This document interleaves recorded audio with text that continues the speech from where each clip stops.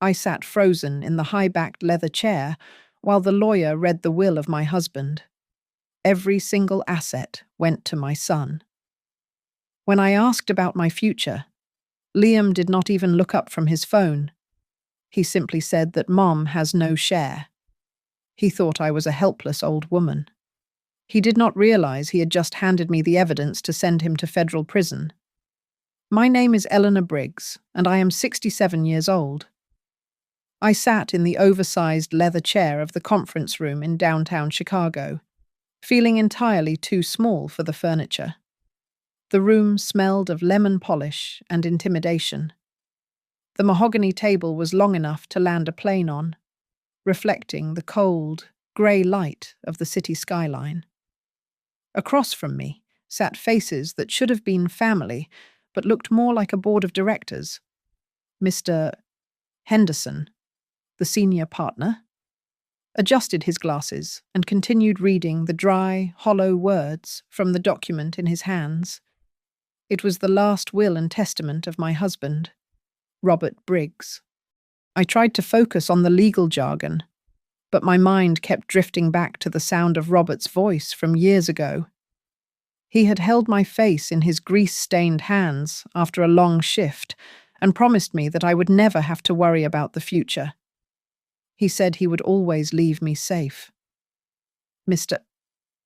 Henderson cleared his throat and pulled me back to the cold reality of the room. He reached the section regarding the distribution of assets. To my son, Liam Briggs, I bequeath the entirety of my company shares, all real estate holdings, and all investment portfolios. The lawyer read in a monotone voice. He barely took a breath before rushing through the next line. This is in accordance with the separate arrangements for my wife that were discussed previously. The room went silent. I looked from the lawyer to my son.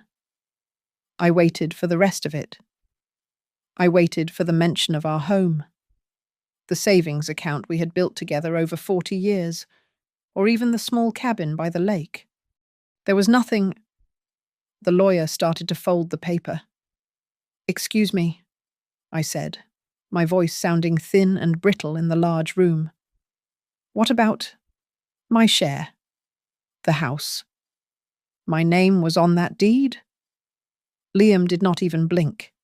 He sat there dressed in a bespoke suit that probably cost more than my car, looking every inch the CEO of Blue Orbit Dynamics.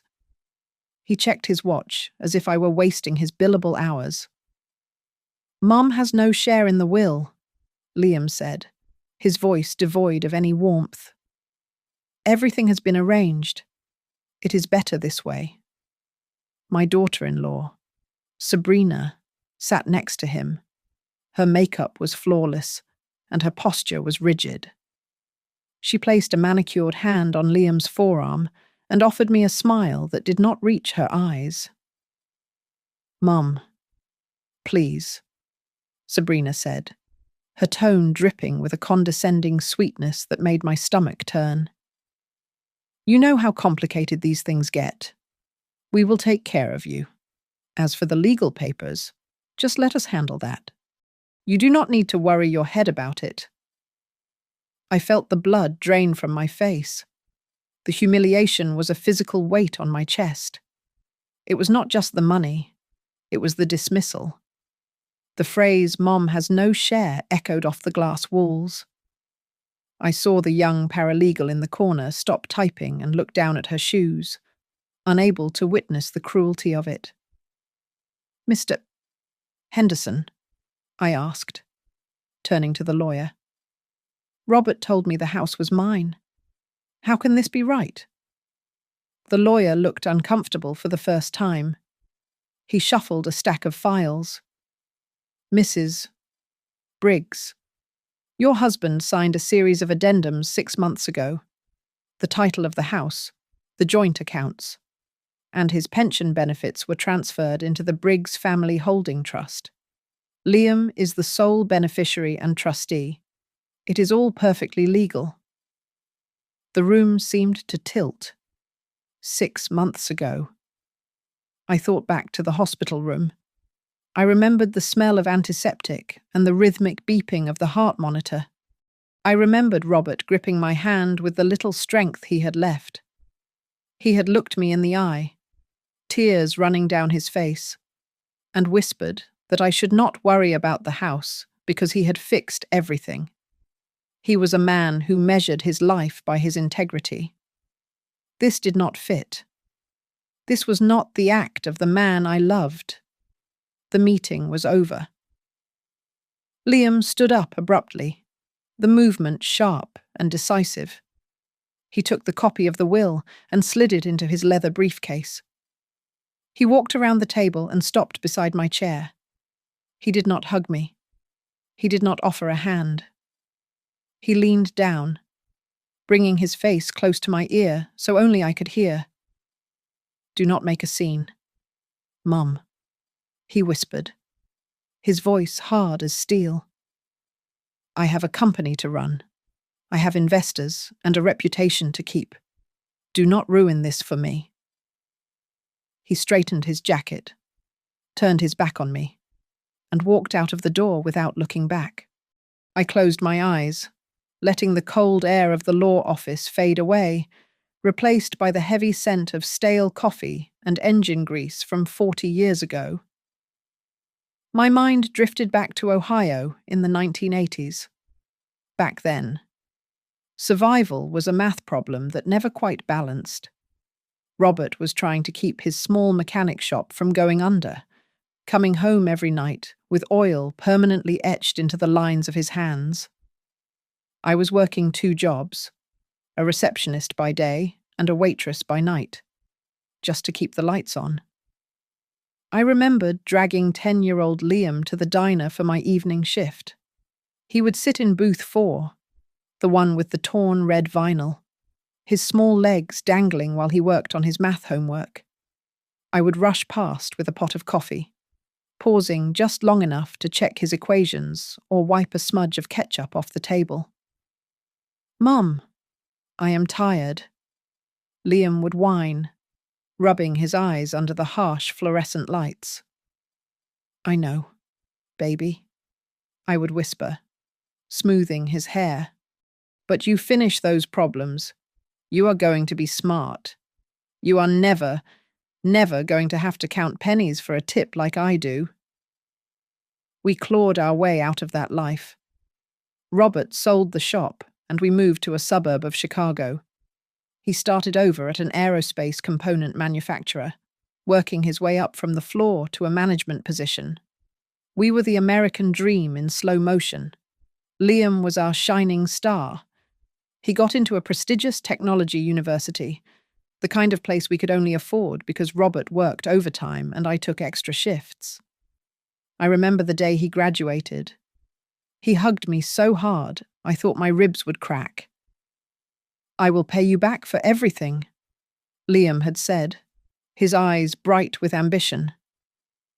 "I am going to make you and Dad so rich, you will never lift a finger again." That promise fed my soul more than any meal ever could. When Robert retired, we made one final sacrifice. We took a second mortgage on the house, signing away the equity we had spent 30 years building, just to give Liam the seed money for Blue Orbit Dynamics. I signed the papers on the kitchen counter, my hand shaking slightly, not understanding the interest rates or the risk clauses. I just understood that my son needed me. Then came the success. It happened fast, violent, and absolute.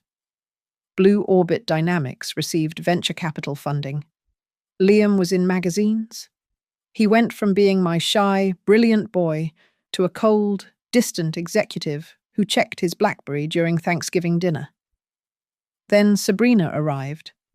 She was a commercial lawyer, beautiful and sharp as a piece of broken glass. The Sunday dinners stopped. Instead, we met them once a month at expensive restaurants where the menus had no prices, and I felt like the maid. That was when the language changed. "Dad, you really should consolidate your assets." Liam said one evening over a steak he barely touched. Let Sabrina look at your accounts. We can optimize the tax situation for you. We just want to help, Sabrina added, placing a hand over Robert's worn knuckles. Let us manage the burden. You two should be relaxing. Robert, trusting and proud, agreed. Piece by piece, they took the reins. It is just for efficiency, they said. It keeps the estate simple, they said. The worst memory was from last year, the day Robert had his stroke. I was at the grocery store when I got the call. Not from Liam, but from Sabrina. By the time I reached the hospital, Liam and Sabrina were already there, standing outside the intensive care unit with a folder of documents. Where is he? I asked, breathless and terrified. Let me see him. Sabrina stepped in front of me, acting like a gatekeeper rather than a daughter-in-law. He is resting. Eleanor. The doctors are with him. We already handled the necessary paperwork for his care decisions. What paperwork? I demanded. I am his wife. It was what he wanted, Liam said, not looking me in the eye. He was lucid enough to sign before he went under sedation. Do not worry about it. I stood in that sterile hallway, feeling a cold draft that had nothing to do with the air conditioning. I realized then that I was being pushed to the edge of the frame in my own family photograph. I just never imagined they would cut me out of the picture entirely until the day the lawyer read those hateful words. I unlocked the door to my small rented apartment and stepped inside, the silence greeting me like a cold shoulder. I threw my purse on the couch and went straight to the closet. I pulled down the plastic bin where I kept the mail I usually ignored. For years, I had let Robert handle the finances. I had trusted him. I had trusted them. Now, looking at the mountain of unopened envelopes, I felt like a fool. But the naive housewife died in that law office an hour ago. The woman who sat on the floor now was someone else entirely. I tore open a statement from the pension fund. Robert had worked hard for that money, and it was supposed to support us until the end. I scanned the lines, my finger tracing the transaction history. There it was. 8 months ago. The direct deposit authorization had changed. The monthly payments of $3,200 were no longer going into our joint checking account. They were being routed to something called the Briggs Family Holding Trust. 8 months ago. My stomach tightened. That was right when Robert's health began to fail. I remembered a specific afternoon at the hospital. Sabrina had come in with a stack of papers, her smile tight and efficient. "Mums, these are just updates for the bank," she had said, uncapping a pen. "Since Dad is in the hospital, we need to make sure the contact info is current. Just sign right here." I had signed. I had not read a single word. I slammed my hand down on the carpet. I grabbed my phone and dialed the toll-free number on the back of the pension statement. I navigated through the automated menu until I finally got a human being on the line. "I need a history of all beneficiary changes for the last 5 years," I said, my voice steady. "1 moment. Mrs. Briggs," the operator said. I heard typing. Then the typing stopped. "Ma'am, I see a change processed on November 12th. The primary beneficiary was updated from Eleanor Briggs to Liam Briggs." "Who authorized that?" I asked. "It was a notarized form, ma'am," the operator replied, her voice dropping a little. It looks like it was filed electronically by a legal representative." I hung up. I went back to the box. I dug deeper until I found a dusty manila envelope from 10 years ago. It was a copy of Robert's old will. I opened it and read the section on asset distribution. It stated clearly that 50% went to his beloved wife, Eleanor, and 50% to his son. The version I heard today, the one where Mom has no share, was a lie constructed on a bed of recent paperwork. I picked up the phone again and called the local branch of our bank. I asked for Mrs. Gable, a senior accounts manager who had known us for decades. Eleanor, Mrs. Gable asked. I was so sorry to hear about Robert. Thank you, Martha, I said. I have a question. When was the last time Robert was in the branch? Oh, let me think, she said. About 6 months ago. He looked frail. Poor thing. I was surprised you were not with him. It was just him, Liam, and that wife of his. They did most of the talking. Robert just sat there and nodded. Is everything all right? Everything is fine. I lied. It all clicked into place. Every time Liam said that Dad wanted to keep things simple. Every time Sabrina told me not to stress about the paperwork. They were not protecting me from stress. They were erasing me. I stood up and went to my desk. I might be a retired old woman now, but for 20 years, I was a court clerk at the county courthouse. I knew how to build a file. I grabbed a fresh legal pad and a red pen. I started a timeline. I wrote down dates. I listed document numbers. I began to reconstruct the crime scene of my own life. My hand hovered over the phone. I needed to hear him say it. I dialed Liam. Make it quick, Mum. He answered on the second ring. I am in a meeting. Why did you change the pension beneficiary? Liam, I asked. Why did you move the money 8 months ago? There was a pause on the line. Mum, you are confused, he said, his tone shifting from annoyed to patronizing. We consolidated the assets to protect them. You are being paranoid. Who have you been talking to? Someone is pulling your strings. No one is pulling my strings, I said. Look, stop digging, he snapped. You do not understand high finance. You are going to hurt yourself. He hung up. He thought he was shutting me down, but he had just given me the first confirmation I needed. He did not deny the transfer. He admitted he did it to protect the assets. He just forgot that the asset he was stealing was his mother. I walked into the offices of Harrison and Bloom Legal Group 2 days later. It was a far cry from the glass tower where my son held court.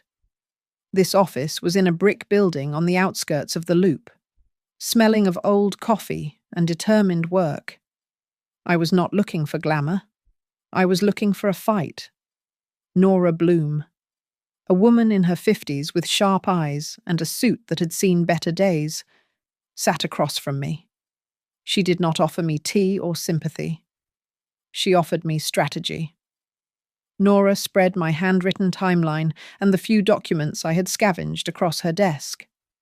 She studied the dates of the transfers and the medical episodes. She tapped a pen against her chin, the rhythm fast and aggressive.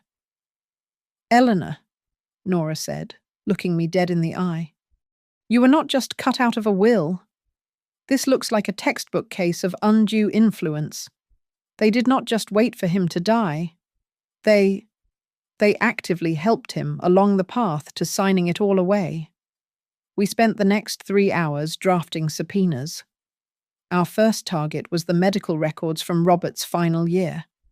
When the digital files arrived on Nora's secure server, the truth was uglier than I expected. The logs showed that Robert was heavily medicated during the last 6 months. There were consistent doses of sedatives and anti-anxiety medication. The signature authorizing these prescriptions was not his. It was Sabrina Cole. Look at the dates, Nora pointed out, highlighting a row on her screen. Every time a major financial transfer happened, the dosage of lorazepam was increased 2 hours prior. He was not making decisions. He was high. A memory flashed in my mind, sharp and painful. I remembered a young nurse stopping me in the hospital corridor a week before Robert died. She had looked over her shoulder to make sure no one was listening. She told me that Mr. Briggs kept asking why his wife never came to see him. At the time, I was confused because Sabrina had told me that Dad wanted peace and quiet and no visitors. Now I knew. It was isolation. It was part of the game. He had stock options too, didn't he? Nora asked, breaking my reverie. From the aerospace company. Yes, I said. But I thought they expired. They did not expire, Nora said, pulling up a corporate registry. They were exercised and transferred to the Briggs Family Holding Trust. That is nearly $400,000 in equity alone. The real blow came when Nora secured the security footage from the bank. We watched the grainy video on her laptop. It showed the lobby of the bank branch. My husband was in a wheelchair, his head lolling slightly to the side. Liam was pushing him. Sabrina walked beside them, carrying a thick leather folder. They wheeled him into a private office. 10 minutes later, the system showed the beneficiary change was processed. He looks like he does not even know where he is, I whispered, my hand covering my mouth. And look at this, Nora said, sliding a paper across the desk. It was a financial power of attorney, removing my name from our joint accounts. At the bottom was a signature Eleanor Briggs. I stared at the ink. It looked like my name. The slant was right, but the loop on the B was too round. I never wrote it like that. I never signed this, I said, my voice shaking with rage. I was not even in the building. I know, Nora said grimly. That is a digital trace job. Someone took a sample of your signature from an old check and overlaid it. It is sloppy. It is forgery 101. Can we stop them? I asked. If we can prove he was manipulated and that this signature is fake, the court can declare the new will and the transfers void. Nora explained. The word void hung in the air. It meant erasing their victory. It meant undoing the last 8 months of betrayal. I felt a heat rise in my chest that had nothing to do with menopause and everything to do with justice. Do it? I said. We are going to file an emergency petition with the Cook County Probate Court, Nora said, already typing rapidly. We are going to ask for a temporary restraining order on the estate. We are going to freeze every single account linked to Robert Briggs. Liam will be furious, I said. Nora stopped typing and looked at me with a savage grin. Oh, he will be. But he is about to learn that you cannot simply delete a mother. The freeze order hit the accounts at 9 in the morning on a Tuesday. By 9:15, my phone was screaming. It was Liam. I picked up, bracing myself against the kitchen counter. What have you done? Liam screamed, his voice cracking with a level of panic I had never heard before. The bank just declined a transfer to my lead investor. Do you have any idea what this looks like? You are destroying my reputation. You are burning my company to the ground. I am just asking for what your father wanted. Liam, I said calmly, Dad wanted you to be taken care of, not to be a vindictive old witch. He shouted before slamming the phone down. An hour later, the approach changed. My inbox pinged with an email from Sabrina. The subject line read, "Concern for your well-being." The text was a masterpiece of passive-aggressive legal threats disguised as family concern. She wrote that she was worried about my mental state, and that if this dragged on, the local press might pick up the story. She insinuated that the headlines would paint me as a greedy mother suing her successful son in her twilight years. She ended by saying they only wanted to protect my dignity. I did not cry. I did not delete it. I walked to my printer, loaded a fresh ream of paper, and printed 3 copies. I took a red pen and circled the threats veiled as advice. I filed it under M for manipulation. The retired court clerk in me knew that a jury would hate a bully, especially one who used a jagged font. The preliminary hearing at the Cook County Probate Court was a cold affair. Liam stood before the judge, looking every inch the grieving, burdened son. "Your Honour," Liam said, smoothing his tie. "My father was a simple man. He wanted to simplify his estate to spare my mother the headache of management. He specifically asked me to handle the burden." Nora stood up, her movements sharp and precise. She presented the will from 10 years ago. It showed a man who was meticulous, fair, and obsessed with 50-50 splits. Then she called Frank, an old colleague of Robert's from the aerospace plant. Frank looked uncomfortable in his Sunday suit, but his voice was steady. "Robert talked about Eleanor every day," Frank testified. "He used to say, 'Frank, once I get the house and the pension set for Elle, I can finally kick the bucket in peace.' He would never leave her with nothing. Never." The judge looked from Frank to Liam. He adjusted his glasses. "Motion for discovery granted." The judge ruled. Plaintiff is granted full access to the accounting records of the Briggs Family Holding Trust. That victory opened the floodgates. When Nora and I got the raw data, it was not just a pension theft. It was a pipeline.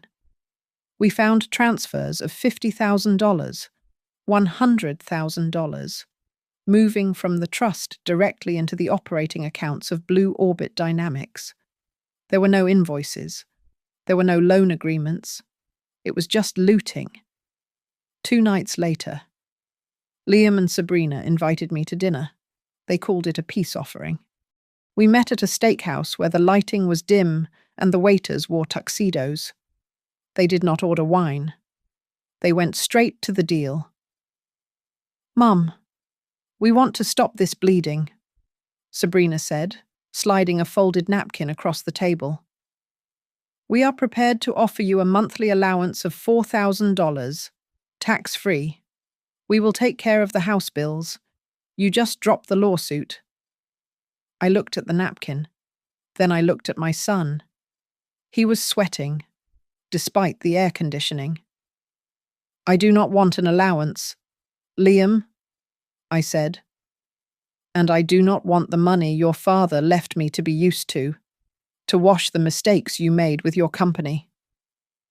Take the deal, Mom," Liam hissed, leaning in, his eyes wide and desperate. "You do not know what you are touching. You are going to get hurt." "Is that a threat?" I asked. "It is reality," he said. I stood up and walked out. On the drive back to my apartment, I checked my rearview mirror. A black SUV was 3 car lengths behind me. I turned right. It turned right. I circled the block. It circled the block. My heart hammered against my ribs. This was no longer just a family squabble. I called Nora the moment I locked my door. I told her about the offer and the car. "Stay inside, Eleanor," Nora said, her voice dropping to a whisper.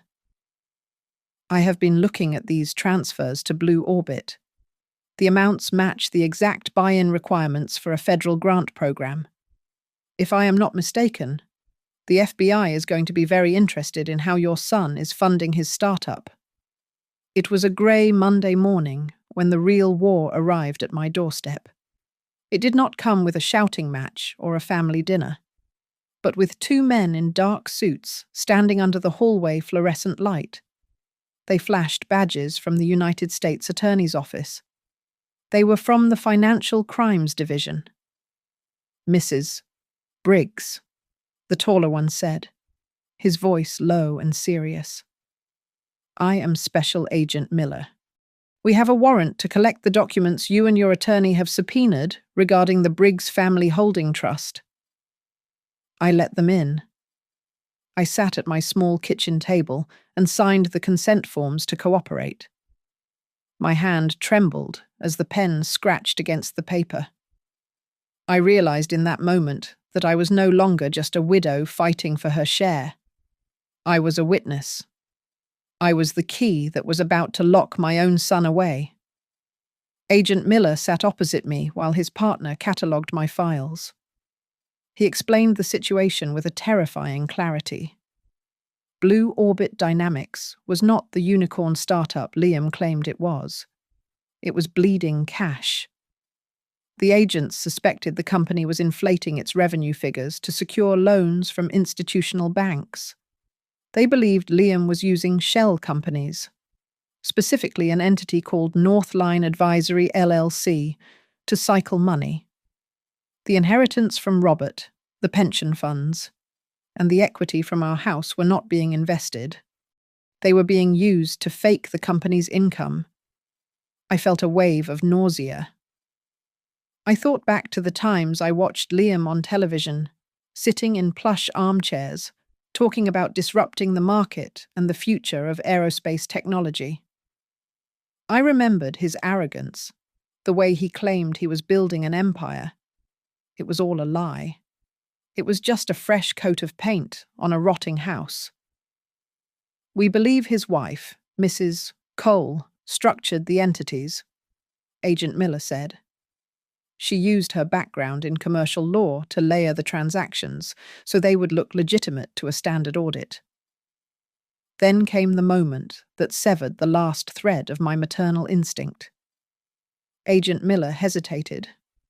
He pulled a printed email from a folder and slid it across the table, face down. You need to know who you are dealing with. Mrs. Briggs, he said softly. This was recovered from the internal server of Blue Orbit. I turned the paper over. It was an email from Sabrina to Liam, dated 3 weeks before Robert died. I read the words, and the room seemed to lose all its oxygen. Ensure your mother signs enough, the email read. If she dies before this comes out, we are clean. I did not scream. I did not cry. I stared at the words until they blurred. They had discussed my death not as a tragedy, but as a compliance strategy. They had calculated the expiration of my life as a necessary step to secure their freedom. That night, I sat in my living room in the dark. I did not sleep. The pain that had been crushing my chest for weeks began to harden into something else. It became cold. It became armor. If my own son and his wife had factored my death into their business plan, then I had absolutely nothing left to fear from them. I was already a ghost in their eyes. Now, I would be the ghost that haunted them. By Wednesday, the whispers reached the public. The local business journal ran a story about a federal inquiry into a prominent Chicago tech startup. I saw a photo of Liam on the newsstand, his face pixelated behind the words, alleged fraud. I felt a strange mix of shame and relief. The secret was out. It was no longer a private misery trapped within the four walls of my home.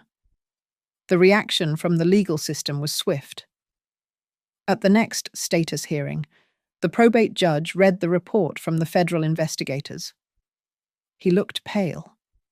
He slammed his gavel down with a finality that echoed through the courtroom.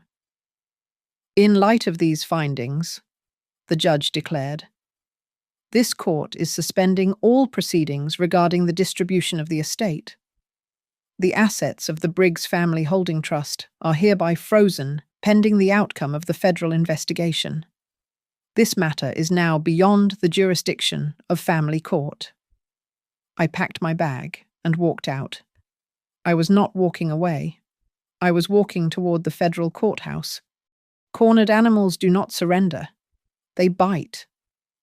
Liam and Sabrina realized that the freeze order on the assets was just the beginning, so they launched a counterattack that was as predicted as it was cruel. They filed a petition with the court questioning my mental competency. They claimed I was suffering from dementia and paranoia. They stated that I was being manipulated by predatory lawyers and that I needed a legal guardian to manage my affairs. And of course, the proposed guardian was Liam. I was forced to undergo a psychiatric evaluation with a doctor of their choosing. Dr. Evans was a man with a sweaty forehead who checked his watch 3 times in the first 5 minutes. He did not ask me about my life or my grief. He asked me leading questions about my finances. Do you often feel that people are plotting against you? Dr. Evans asked, his pen hovering over his clipboard. I do not feel it, I said sharply. I have bank statements that prove it. He spoke to me for exactly 15 minutes. Then he wrote financial paranoia and cognitive decline on his form. I walked out of that office shaking with rage. I had seen this happen to other elderly people during my time as a court clerk. It was the ultimate silencer. If they could prove I was crazy, my testimony would be worthless. I want a second opinion, I told Nora.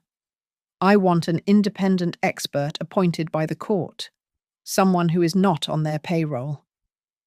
The hearing on my competency was a theatre of the absurd. Sabrina took the stand first. She was dressed in a soft pastel cardigan, looking modest and heartbroken. She wiped a dry eye with a tissue. We just want to protect her, Sabrina said, her voice trembling perfectly. Mum has been so confused lately. She forgets things. She thinks everyone is an enemy. She lives all alone in that apartment, and it breaks our hearts to see her like this. I sat at the plaintiff's table and dug my fingernails into my palms. I did not cry. Crying would only prove I was emotional. I had to be a stone.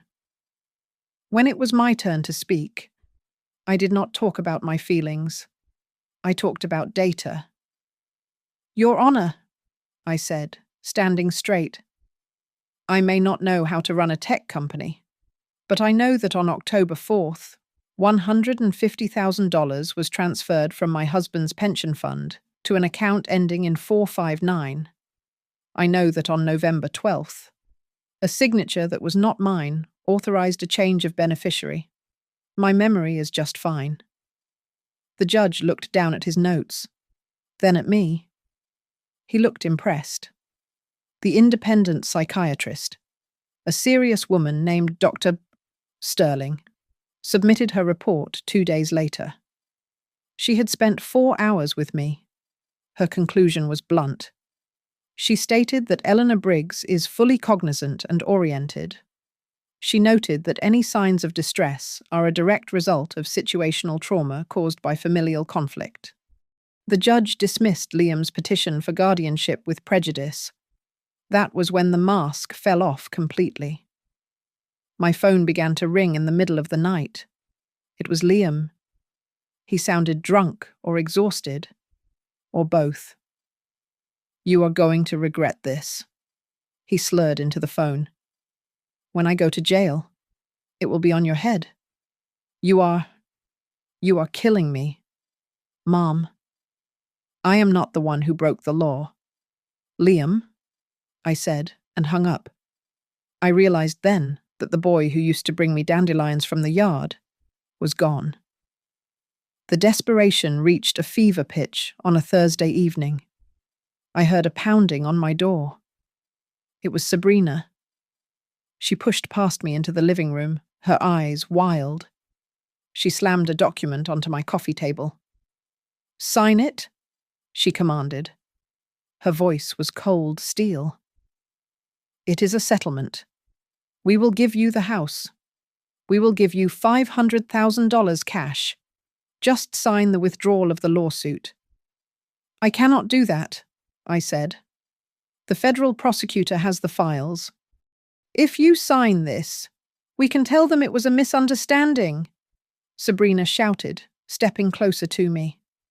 "Just sign the paper, and all the things the FBI is digging for will stop. We can bury it. Do you hear me? But if you do not sign, you will never see your grandchildren again." I stood my ground, though my heart was hammering. "Get out of my house," I said. She stormed out. What she did not know was that my neighbor, Tom, was sitting on his porch. Tom was a retired police sergeant who spent his evenings smoking a pipe and watching the street. He had heard the shouting.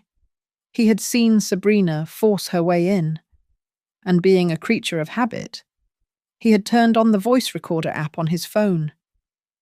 He came over 10 minutes later and played it back for me. Sabrina's voice was clear as a bell.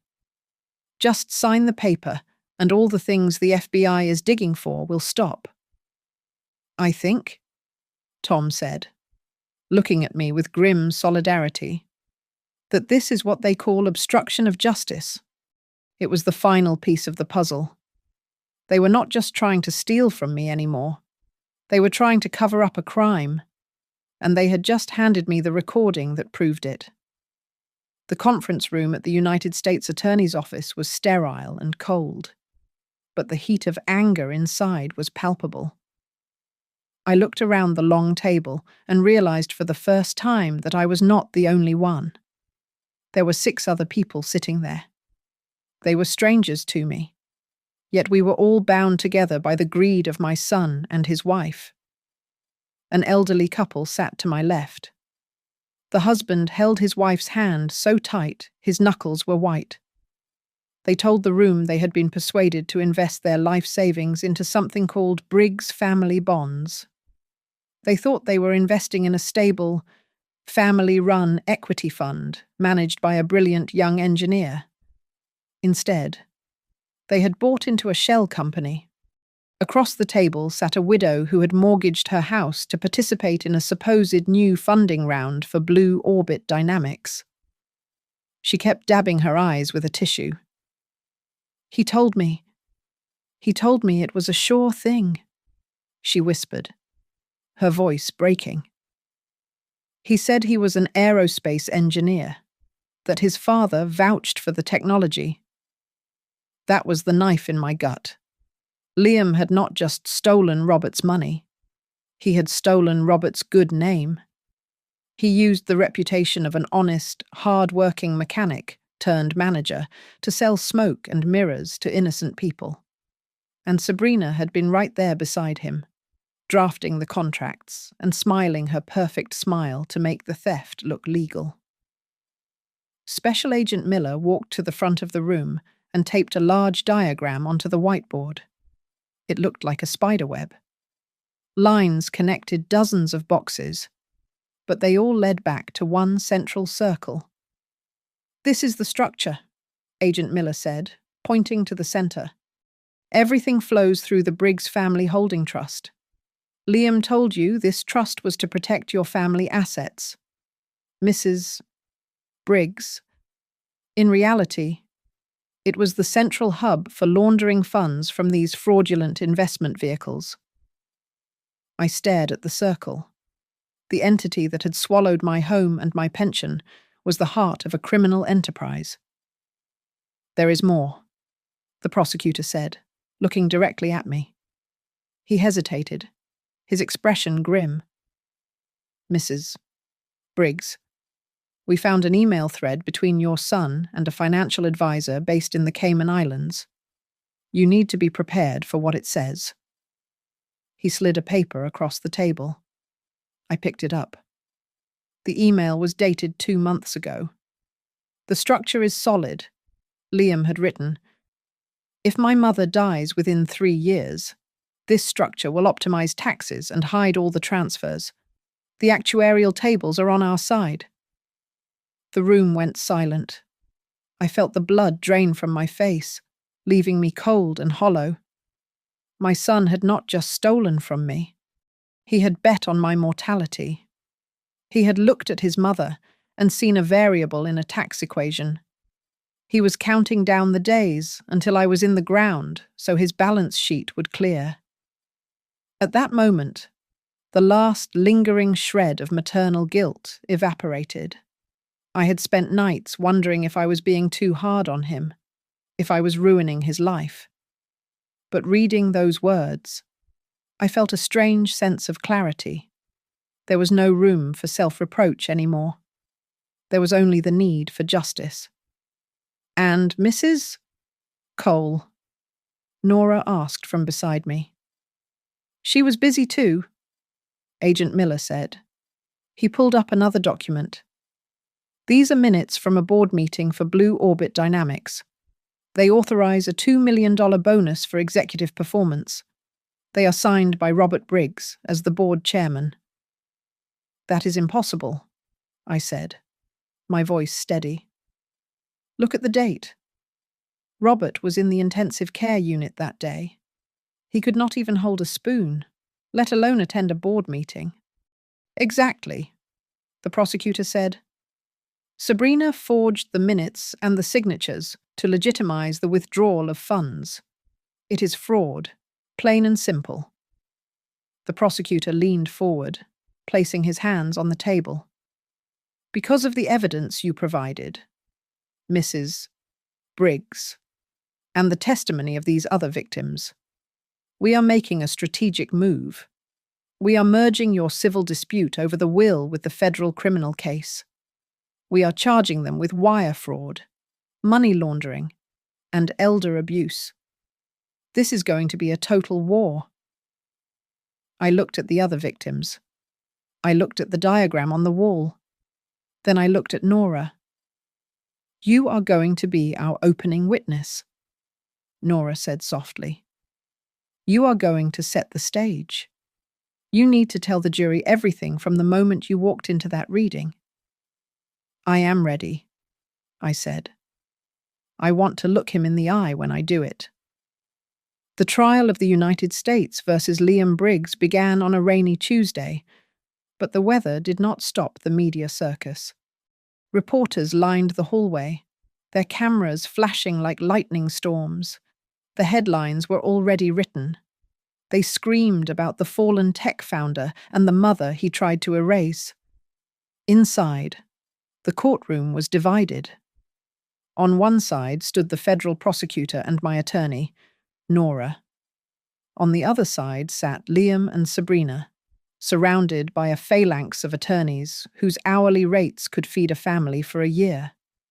I took the stand first. The prosecutor asked me to recount the day of the will reading. The room went dead silent as I spoke. "He did not just take the money," I said, looking directly at the jury. "He looked at me, his own mother, and said, 'Mom has no share.' In that moment, after 40 years of marriage, I felt like I had been deleted. It was as if I never existed in my husband's life." Liam's lead defense attorney, a sharp man in a grey suit, tried to dismantle me on cross-examination.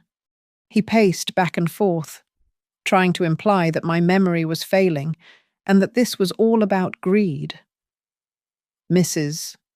Briggs," he said with a condescending smile, "isn't it true that you were confused about the complex financial arrangements? Isn't it true you are upset simply because you wanted more cash?"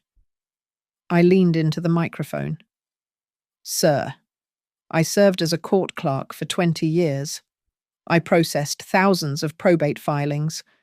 I know the difference between a complex arrangement and a crime. I kept a log of every document number and every date. I was not confused. I was robbed." The defense attorney faltered. He had expected a weeping widow, not a witness who knew the penal code. Next.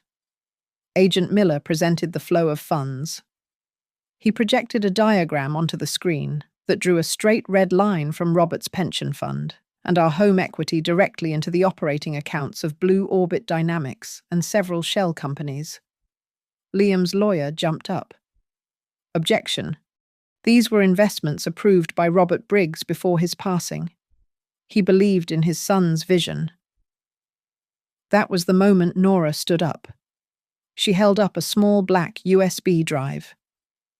"Your Honor," Nora said, "we would like to introduce a piece of evidence obtained from the archives of Harbourlight Trust and Fiduciary. This is an audio recording of a consultation Robert Briggs had with an estate planner 4 months before his stroke." The judge allowed it. The courtroom listened as the speakers crackled to life. Then, Robert's voice filled the room. It was strong and warm, the voice I missed every single day. "I want to be clear," Robert said on the recording. "I want Eleanor to have the house and a lifetime pension. That is non-negotiable. Liam is smart, but he is reckless. I do not want him using my retirement to play startup games. He has to build his own way." The silence that followed was heavy. The defense's entire argument that Robert had voluntarily signed over his assets crumbled in seconds. Liam stared at the table, his face pale. Then came Sabrina. The prosecution called her as a hostile witness. She walked to the stand, her composure held together by hairspray and sheer will. The prosecutor did not go easy on her. He displayed a series of emails and board meeting minutes on the screen. "Mrs. Cole," the prosecutor said, holding up a document. "This board resolution authorizing a $2 million transfer is dated October 15th. Mr. Briggs was in a coma that day. How did he sign it?" He signed it before," Sabrina stammered, her voice losing its polish. "It was just a formality. I filled in the date later." "And the signature," the prosecutor pressed. "Did you fill that in too?" "I was just acting as his proxy," she shouted, cracking under the pressure. "It was what he would have wanted." Her admission hung in the air like smoke. Then the defense tried their last desperate pivot. They tried to blame a man named Marcus, a shadowy business partner listed on some of the shell company documents. They claimed Marcus was the mastermind who duped Liam. The prosecutor sighed and pulled up one final email. It was from Liam to Sabrina. "Do not worry about the paper trail," Liam had written. "If the SEC ever comes sniffing, we will blame Marcus. He is the perfect fall guy." The jury looked at Liam with pure disgust. The defense team looked defeated. But Nora had one final nail for the coffin. She called a forensic handwriting expert to the stand. The expert projected the signature from the power of attorney document alongside known samples of my writing. "The variance in pressure and the angle of the ascenders indicates a digital overlay," the expert stated flatly. "This signature is a forgery. Eleanor Briggs never signed away her rights. Someone traced her name." Every head in the room turned to look at Liam. He was no longer the arrogant CEO. He was a child caught with his hand in the jar. Except the jar was his father's grave, and the hand was covered in ink that wasn't his. The jury retired to the deliberation room, leaving a heavy silence in their wake. I sat on the hard wooden bench, clutching Robert's old handkerchief in my hands. The cotton was worn thin, but it still carried the faint scent of peppermint and machine oil. I closed my eyes. It felt as though my entire life, my 40 years of marriage, and my identity as a mother were being placed on a scale behind those closed doors. I was not praying for money. I was praying for the truth to matter. 4 hours later, the jury returned. The foreman, a mechanic with rough hands that reminded me of Robert, stood up. He did not look at the defendants. We find the defendant, Liam Briggs, guilty on all counts of wire fraud, money laundering, and elder financial abuse. The foreman read, his voice cutting through the air. We find the defendant, Sabrina Cole, guilty of conspiracy to commit fraud and forgery of legal documents. The word guilty rang out like a hammer striking an anvil. Liam slumped in his chair, his face losing all colour. Sabrina put a hand over her mouth, a small gasp escaping her lips. The judge, a stern woman with eyes that had seen too many broken families, did not waste time. She turned her attention to the civil matter of the estate. The court finds that the will and trust documents executed in the final 6 months of Robert Briggs's life are void due to undue influence and lack of capacity. The judge declared, "The court hereby reinstates the will dated 10 years prior. The estate will be distributed according to the original wishes of the deceased." She looked down at the paperwork. Eleanor Briggs is granted full title to the marital home and a lifetime pension annuity. The remaining assets, including the recovered funds from the fraudulent accounts, will be placed in a blind trust for the benefit of the minor grandchild. Neither Liam Briggs nor Sabrina Cole will have access to or control over these funds. It was the perfect judgment. They had tried to steal the future, but the law had locked it away for the only innocent person left in our bloodline. Before the bailiffs moved in, the judge leaned forward. "Mr. Briggs, Mrs. Cole," she said, her voice dripping with disdain. "The tragedy here is not just the theft of millions. It is that you viewed an elderly mother not as a parent to be cherished, but as a depreciating asset to be liquidated. That is a moral bankruptcy no prison sentence can fix." The gavel banged. The sound was final. As the marshals moved to handcuff Liam, he turned to look at me. His eyes were red, but they were not filled with remorse. They were filled with accusation.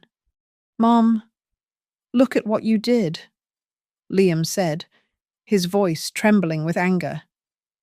"If you had not sued, if you had just stayed quiet, I would not be going to prison. This is your fault." I stood up. I looked at the man I had carried in my womb, the man I had worked 2 jobs to support. I felt a strange sense of detachment. "I did not put you in prison, Liam," I said slowly. "You walked in there yourself the day you decided to treat your mother like a number on a balance sheet." I turned my back on him. Sabrina tried to lunge forward, stopped only by a marshal's hand on her arm. "Eleanor, please," she cried out. "Do this for the baby. Think about your grandson. He needs his parents. Please. Ask the judge for leniency." I paused and looked at her over my shoulder. "The court has provided for my grandson better than you or Liam ever would have," I said. "He will grow up with his grandfather's money, but thankfully, not with his parents' values." I walked out of the courtroom and into the biting chill of the Chicago afternoon. A crowd of reporters was waiting at the bottom of the concrete steps. They thrust microphones in my face, shouting questions about the verdict and the scandal. I stopped. I adjusted my coat. I looked into the camera lens. "This is not a story about a mother taking money from her son," I said, my voice steady and clear. "This is a story about an elderly woman who was forced to use the law to remind her children that caring for parents is a duty, not a negotiation." I stepped through the crowd and walked down the street. I did not look back at the courthouse. The battle was over. and for the first time in a year, the silence in my mind was peaceful. Thank you so much for listening to this story. I would love to know where you are tuning in from, so please drop a comment below and share your thoughts on the verdict. If you enjoyed this story, please make sure to subscribe to Grandma's Family Diary, hit that like button, and smash the hype button to help this story reach even more people.